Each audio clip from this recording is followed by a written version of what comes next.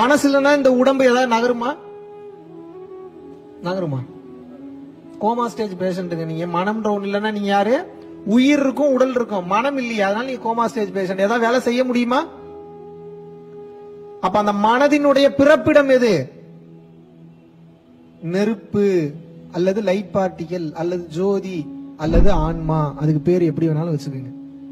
நெருப்புன்னு சொல்லலாம், லைட் பார்ட்டிகல்னு சொல்லலாம், ஜோதினு சொல்லலாம், ஒளின்னு சொல்லலாம், ஆன்மான்னு சொல்லலாம், எப்படி வேணாலும் சொல்லலாம். அப்ப மனம் எங்கே இருந்து பிறந்தது? அந்த ஆன்மாவில் இருந்து பிறந்தது.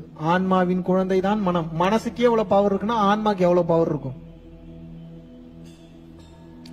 உங்களது ஆன்மாவை உங்களது மனம் என்னும் இருள் மறைத்து வைத்து உங்களை ஏமாற்றி கொண்டிருக்கிறது. எப்படி ஏமாத்துது?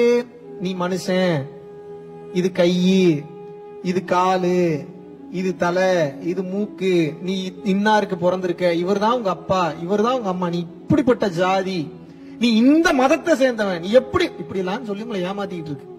ஏன் இப்படி எல்லாம் உங்களுக்கு சொல்லி கொடுத்து உங்களை பிரெயின் வாஷ் பண்ணிட்டாங்க. ஞானம்னா என்ன? இறைவன். இறைவன்னா என்ன? Light particle. லைட் பார்ட்டிகல்னா என்ன?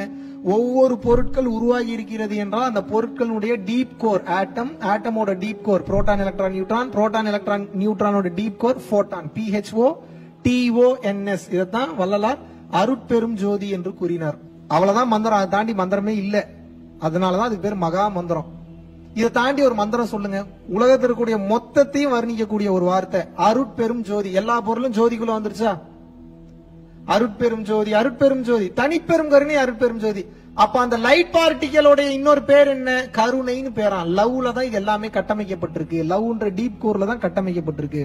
கொடுக்கக்கூடிய தன்மையில தான் இறைவன் இருக்க முடியும். அப்ப எப்ப நீங்க கொடுக்கக்கூடிய தன்மையில் இருக்கின்றீர்களோ நீங்கள் இறைவனாக மாறிவிடுகின்றீர்கள். இவ்வளவுதான் ரகசியம்.